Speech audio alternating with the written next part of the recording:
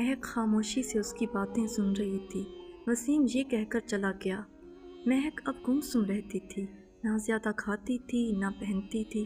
اس کی ماں کا نام زبیدہ ملک تھا اور سیاسی و سماجی لحاظ سے ایک جانی پہچانی شخصیت تھی۔ زبیدہ ملک نے اپنی بیٹی کو چپ چپ دیکھا تو پوچھا، تمہارے چپ چپ رہنے کی وجہ پوچھ سکتی ہوں؟ تم میری بیٹی ہو، اگر کوئی مسئلہ یا الجھن ہے تو مجھ سے بیان کر سکتی ہو۔ پہلے تو مہک نے سوچا بتا دوں، پھر وہ کچھ دیر بعد مما کو غصہ نہ آ جائے یہ اس نے سوچا۔ یہ سوچ کے خاموش ہو گئی اور ہچکچاہٹ سے بولی، کچھ نہیں مما، بس پڑھائی کی وجہ سے تھکاوٹ ہو جاتی ہے۔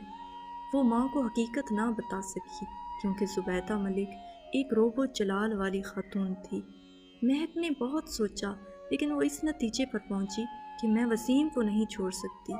اس سلسلے میں دوبارہ دونوں کی آپس میں بات ہوئی تو وسیم کی آنکھوں میں آنسو آ گئے۔ وہ بولا، جو تم سوچ رہی ہو وہ ممکن نہیں۔ کیا کبھی کسی نے جوتے کو سر پر رکھا ہے؟ مہک نے کہا، مانا کہ تمہاری مالی حالات کچھ مشکل ہیں لیکن رزق تو اللہ کے ہاتھ میں ہے نا۔